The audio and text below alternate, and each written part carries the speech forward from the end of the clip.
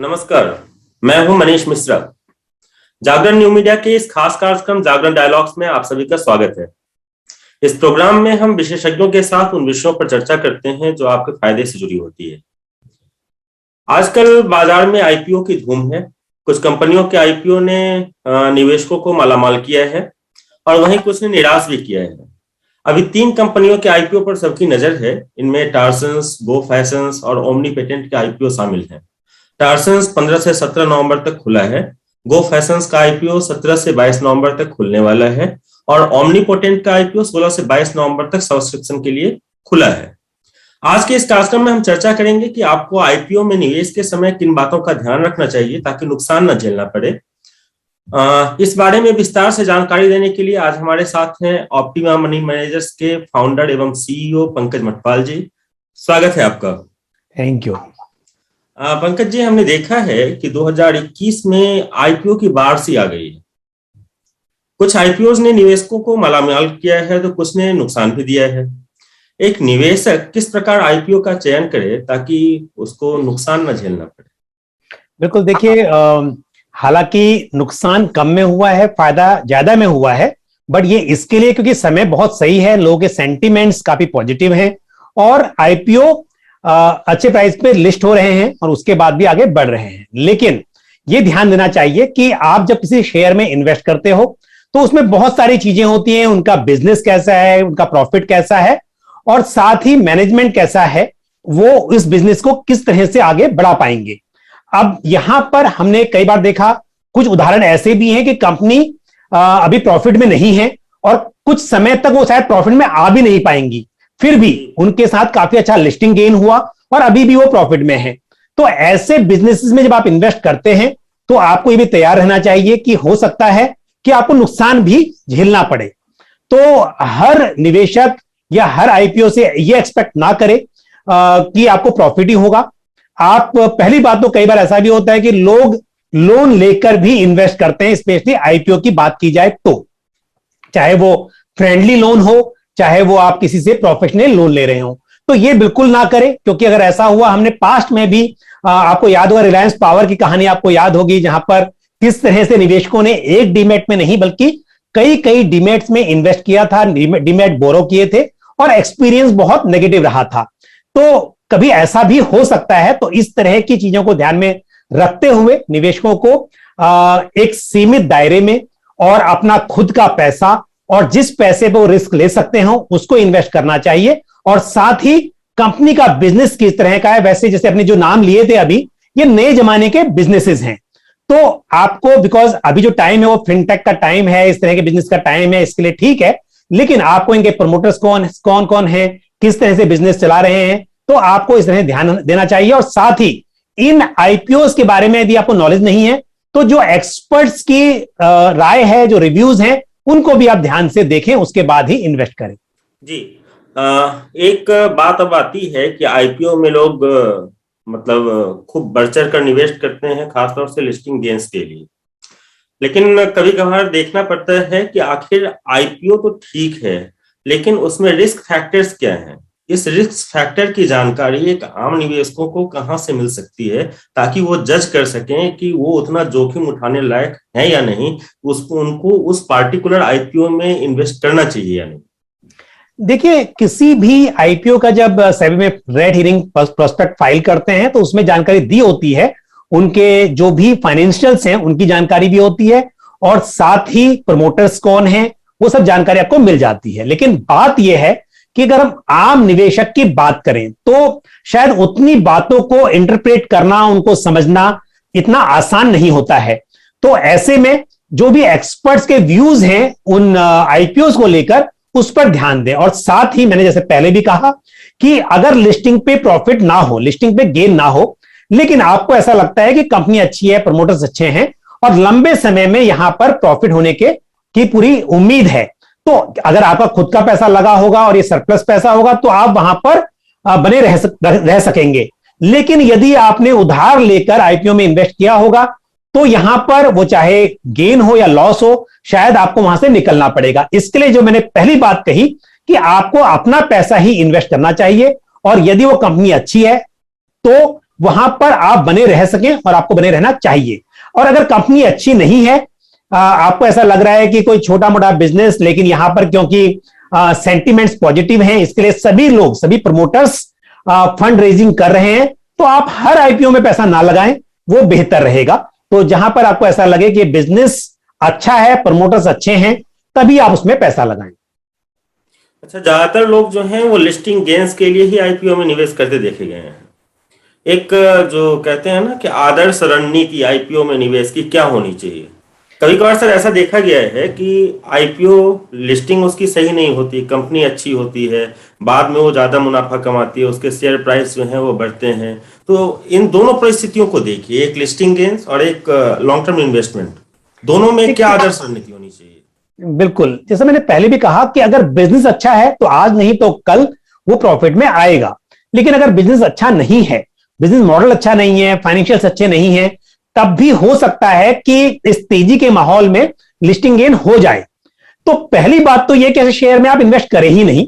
वैसा स्पेकुलेशन करना या उस तरह का रिस्क लेना मेरे हिसाब से सही नहीं है। अब आते हैं इस बात पे कि कंपनी अच्छी है, प्रमोटर्स अच्छे हैं, बिजनेस मॉडल अच्छा है, लेकिन लिस्टिंग गेन नहीं हुआ, तो आप उसमें बने रहिए। और आप इन्वेस्टमेंट भी तभी करें जब आपकी पोजीशन हो लंबे समय तक इन्वेस्टेड रहने की। तो मेरा कहने का मतलब यह है कि लिस्टिंग गेन के लिए सिर्फ आप इन्वेस्ट ना करें, यह सोच के कि जैसे मैंने शुरुआत में कहा था कि आपने पैसा उधार लेके भी पैसा लगा दिया कि लिस्टिंग गेन होगी और उसमें थोड़ा पैसा दोस्त को वापस कर देंगे और बाकी प्रॉफिट जेब में रख लेंगे, तो उस हिसाब से ना करें। आप यही सोच के करें कि अगर लिस्टिंग गेन हुआ, अच्छा प्रॉफिट हो रहा है, निकल जाए, कोई प्रॉब्लम नहीं है। लेकिन लिस्टिंग गेन नहीं भी हुआ तो आप में लंबे समय तक वहां पर टिकने की क्षमता है, तभी आप उसमें पैसा लगाएं।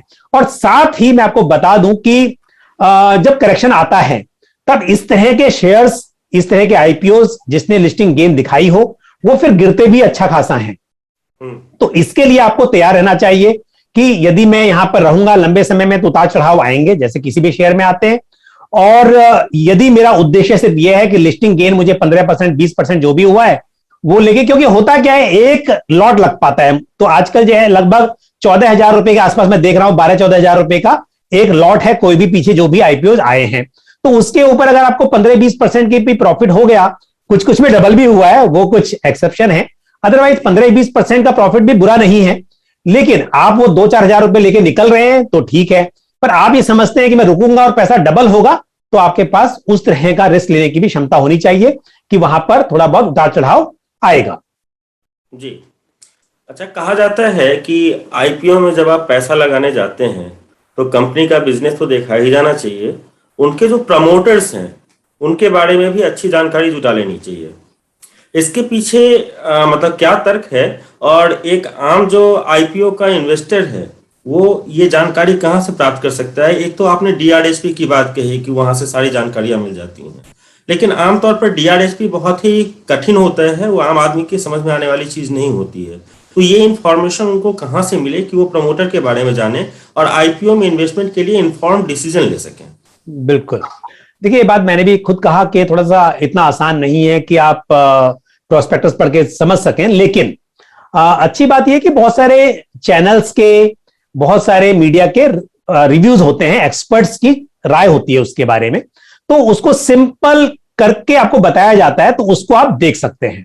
एक बात और साथ में यह है, जो जैसा आपने कहा कि प्रमोटर्स के बारे में जानकारी होना बहुत ही जरूरी है, क्योंकि अगर मैं एग्जांपल दूं जोमेटो का, हम जोमेटो एग्जांपल लें तो यहां पर यह बात पता है कि कंपनी अभी प्रॉफिट में नहीं है, फिर भी यहां पर लिस्टिंग गेन भी हुआ और अभी भी शेयर अच्छा कर रहा है। क्यों? क्योंकि यहां पर लोगों को उस बिजनेस मॉडल पर भरोसा है कि आने वाले समय में जिस हिसाब से कंजम्पशन बढ़ रहा है, लोग टैक्स सेवी हो रहे हैं, अब सिर्फ शहरों तक ही नहीं, गांव में भी लोग ऑनलाइन खाना मंगाना या ऑनलाइन शॉपिंग करने पर जा रहे हैं। तो डेफिनेटली, और यंग पॉपुलेशन हमारी कंट्री में काफी अच्छी मात्रा में है, तो ऐसे में डेफिनेटली इस तरह का बिजनेस आपको लॉन्ग टर्म में प्रॉफिट दे सकता है। तो यानी कि कंपनी प्रॉफिट में नहीं है, लेकिन लोगों का इंटरेस्ट इस तरह के बिजनेस में है।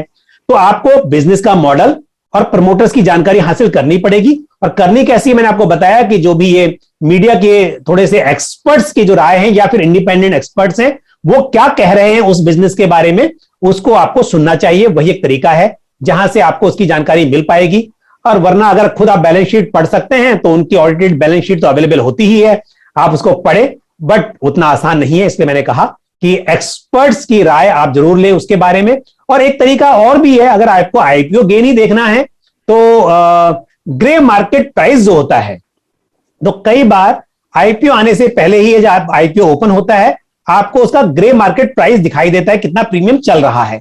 उससे थोड़ा एक आइडिया हो जाता है कि ग्रे मार्केट में अगर वो उसके ऊपर प्रीमियम मिल रहा है, इसका मतलब वो आईपीओ की लिस्टिंग प्रीमियम पर होगी। तो ये शायद उस बात का तर्क नहीं है जो हम बात कर रहे हैं कि फंडामेंटल्स और प्रमोटर्स और ये सब, लेकिन इन्वेस्टर्स यदि ध्यान दे रहे हैं उस बिजनेस पर और प्रीमियम पे कर रहे हैं, ग्रे मार्केट में वो प्रीमियम पर ट्रेड हो रहा है, तो इसका मतलब ये जरूर है कि लिस्टिंग गेन की संभावना यहां पर बढ़ जाती है। जी, और हम उन दर्शकों के लिए अब बात करना चाहेंगे जो आईपीओ में इन्वेस्ट करना चाहते हैं। आप ये बताएं कि आईपीओ में इन्वेस्ट करने के लिए, जैसे हम एफडी कराने जाते हैं किसी बैंक में, तो उसका एक क्राइटेरिया होता है कि आपके पास ये चीजें होनी चाहिए, केवाईसी डॉक्यूमेंट होना चाहिए, बैंक में खाता होना चाहिए, जो भी क्राइटेरिया है। तो आईपीओ में इन्वेस्ट करने के लिए एक आम निवेशक के पास क्या क्या चीजें होनी अनिवार्य है? बिल्कुल, देखिए पहली बात तो यह है कि आपके पास डीमैट अकाउंट होना चाहिए, मैंडेटरी है कि शेयर आप डीमैट में ही क्रेडिट होते हैं। साथ में आपका सेविंग बैंक अकाउंट उससे लिंक होना चाहिए और उसमें पैसे होने चाहिए, है ना, वो भी इंपॉर्टेंट है। उसके बाद में आप अप्लाई करें, और आजकल असबा के थ्रू, यानी कि application supported by blocked amount, मतलब आपके अकाउंट में पैसा है वो ब्लॉक हो जाएगा उतने अमाउंट के लिए, और पैसा कटेगा नहीं। कटेगा तभी जब आपको शेयर अलॉट हो जाएंगे, अगर नहीं अलॉट होंगे तो उस केस में वो अनब्लॉक हो जाएगा। तो कहने का मतलब है जो जरूरत है वो सिर्फ इस बात की है कि आपका डीमैट अकाउंट और सेविंग बैंक अकाउंट में उतना फंड आपका अवेलेबल हो, क्योंकि वो अमाउंट को ब्लॉक किया जाएगा। और आप अप्लाई करें, उसके बाद में फिर आपको वेट करना है वो शेयर आपको, क्योंकि गारंटी नहीं है कि आपको लगेंगे या नहीं लगेंगे। और दूसरी बात, किसी भी शेयर का आईपीओ के दौरान एक फ्लोर प्राइस होता है और एक कैप प्राइस होता है कि इस बैंड के बीच में इसका प्राइस होगा। तो डिटेल निवेशकों को यह सुविधा है कि वो कट ऑफ प्राइस पर अप्लाई कर सकते हैं। कट ऑफ प्राइस का मतलब यह है कि आपका मैक्सिमम जो कैप प्राइस है उस पर आपका अमाउंट ब्लॉक होगा, लेकिन अगर किसी वजह से उससे कम प्राइस पर वो शेयर अलॉट होता है तो आपको उस अमाउंट पर अलॉट हो जाएगा। तो रिटेल निवेशक कट ऑफ प्राइस पर अप्लाई कर सकते हैं। तो ये बेसिक चीजें हैं, बाकी तो जो है वो मेन चीज जो है वो जानकारी है उन आईपीओस के बारे में, उन कंपनीज के बारे में वो होनी चाहिए। अच्छा, यहाँ पर एक जानकारी और आप हमारे दर्शकों को दे दीजिए कि मान लीजिए कोई आज खुले हुए आईपीओ में इन्वेस्ट करना चाहता है, सब्सक्राइब करना चाहते हैं, तो उसके पास डीमैट अकाउंट नहीं है, तो उसके पास क्या रास्ता है कि डिजिटली वो सारा काम कर ले और आईपीओ में इन्वेस्ट की प्रक्रिया पूरी करे? बहुत आसान है आज की तारीख में। तो मतलब जो आपके अकाउंट हैं डीमैट और साथ में ट्रेडिंग अकाउंट, वो एक ही जगह पे ओपन हो जाते हैं। बहुत सारे आजकल डिस्काउंट ब्रोकर भी बोलते हैं उनको, या फिर जो आजकल एग्जांपल अगर मैं दूं, जीरोधा वगैरह है या अपस्टॉक्स है, इस तरह के जो ब्रोकर्स हैं इनकी टेक्नोलॉजी बहुत एडवांस है। तो आप बैठे बैठे ऑनलाइन केवाईसी कर लेते हैं, यानी वीडियो केवाईसी कर लेते हैं, सारा प्रोसेस जो है ऑनलाइन हो जाता है, जो भी डॉक्यूमेंट अपलोड करने हैं वो ऑनलाइन कर लेते हैं और मिनटों में आपका अकाउंट खुल जाता है। और फिर वहां से आप ये आईपीओ में अप्लाई कर सकते हैं या साथ ही शेयर में ट्रेडिंग भी कर सकते हैं। मतलब कि आईपीओ में नहीं किया, जो एग्जिस्टिंग शेयर्स हैं वो भी आप बाय कर सकते हैं। साथ ही एक बात ध्यान रहे कि आपका जो अकाउंट है अगर आप ऑनलाइन कर रहे हैं तो यूपीआई से लिंक होना चाहिए। अक्सर यूपीआई के थ्रू आप यहां पर मैंडेट देते हैं, जो पेमेंट है जो ब्लॉक होना है असबा में, उसका मैंडेट जो है वो यूपीआई से देते हैं। तो यूपीआई के थ्रू आप पेमेंट कर सकते हैं। और एग्जिस्टिंग शेयर्स में भी अगर कर रहे हैं तो यूपीआई के थ्रू आप पेमेंट ट्रांसफर कर सकते हैं ब्रोकर के अकाउंट में, और वहां से फिर आप जब अकाउंट आपका अकाउंट में मतलब डीमैट आपके जो ट्रेडिंग अकाउंट है उसमें अमाउंट क्रेडिट हो जाएगा, तो फिर वहां से आप शेयर्स बाय कर सकते हैं। कुछ लोगों की ये शिकायत होती है कि उन्होंने अप्लाई तो किया किसी आईपीओ के लिए, लेकिन उनको शेयर एलोकेट नहीं हुए, उनको एलोकेट नहीं किया गया। तो इसके पीछे क्या लॉजिक है, आप हमारे दर्शकों को बताएं कि वो अप्लाई तो करते हैं लेकिन उनको शेयर नहीं मिल पाते उसके। सर ये सब किस्मत का खेल है, इसमें तो कुछ नहीं कहा जा सकता, क्योंकि एक पोर्शन होता है जो कि रिटेल निवेशकों के लिए रिजर्व होता है, कुछ होता है जो कि इंस्टीट्यूशनल इन्वेस्टर्स के लिए रिजर्व होता है।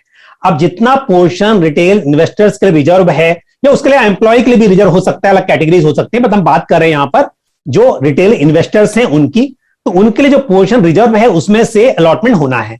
अब क्योंकि एप्लीकेशन कई गुना सब्सक्राइब होती है, तो अगर वो आईपीओ मान लीजिए 1,000 करोड़ का है और एप्लीकेशन उससे कई ज्यादा आई हैं, तो डेफिनेटली सबको नहीं मिल पाएगा।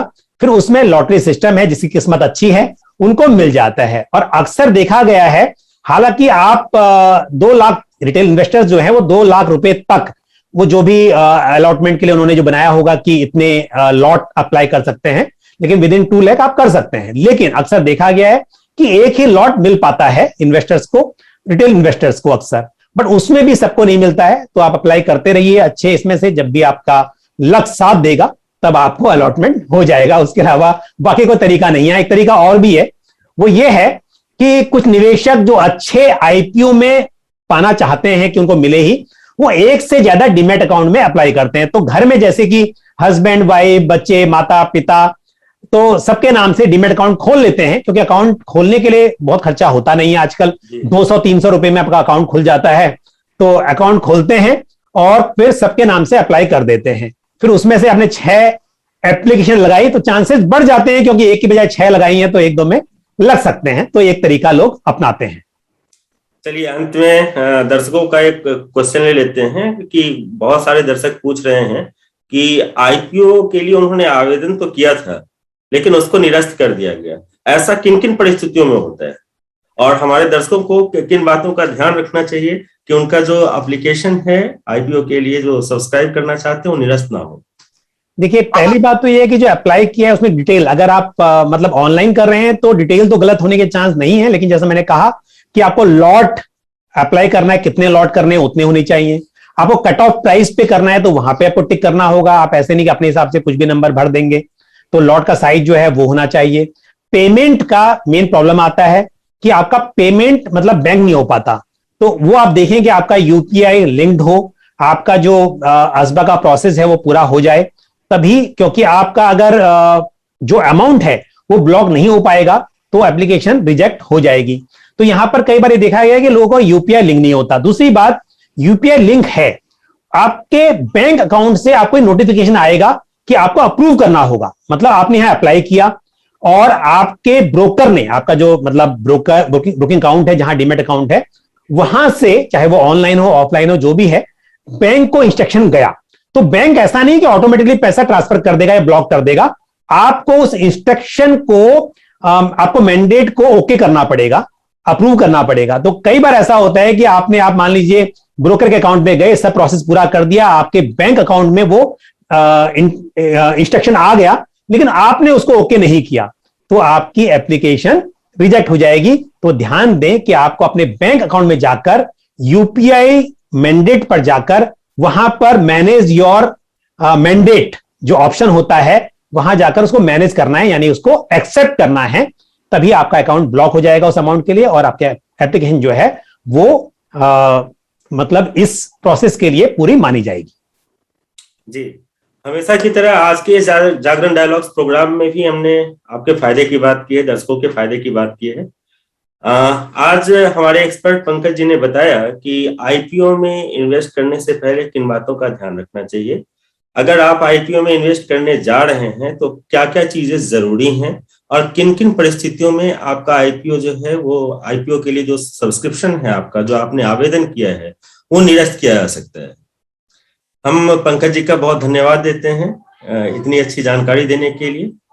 जागरण डायलॉग्स का ये कार्यक्रम आप जागरण.com के यूट्यूब चैनल पर भी देख सकते हैं और इसका आलेख आप जागरण.com पर पढ़ सकते हैं। आप सबका बहुत बहुत धन्यवाद। धन्यवाद सर, बहुत धन्यवाद। Thank you.